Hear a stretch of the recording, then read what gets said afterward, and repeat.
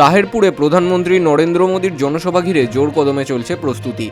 প্রশাসনিক আধিকারিকদের পাশাপাশি উত্তেজনা ছড়িয়েছে জেলা ও রাজ্যের বিজেপি নেতৃত্বের মধ্যেও।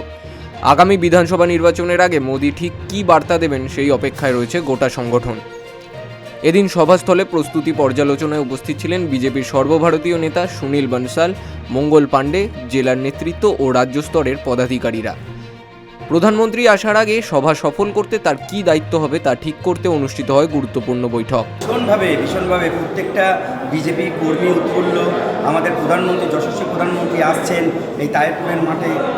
সেখানে কর্মী উচ্ছ্বাস চোখে পড়ার মতো হবে। সেই দিন দেখতে পারবেন যে 2 তারিখে সমস্ত রাজ্যের থেকে এবং জেলার বিভিন্ন জায়গা থেকে, এই বিভাগের থেকে, জোনের থেকে, সমস্ত জায়গা থেকে কর্মীরা এখানে ছাপিয়ে পড়বে বলে আমার মনে হয়।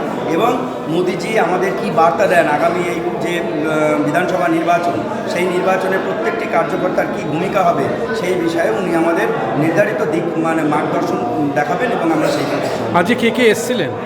আজকে এসছে আমাদের সুনীল বনসালজি এসছেন এবং আমাদের মঙ্গল পাণ্ডেজি এসছেন।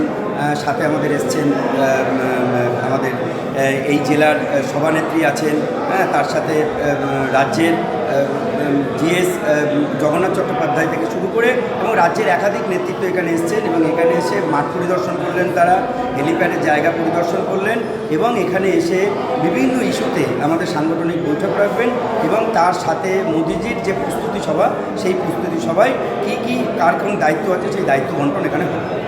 নেতৃত্বের দাবি, মোদী সভা তাহেরপুর ও সংলগ্ন এলাকায় নির্বাচনী বার্তাকে নতুন গতি দেবে। নদিয়ার করিমপুর থেকে অর্ধেন্দু মালাকারের রিপোর্ট, বিগ নিউজ বাংলা।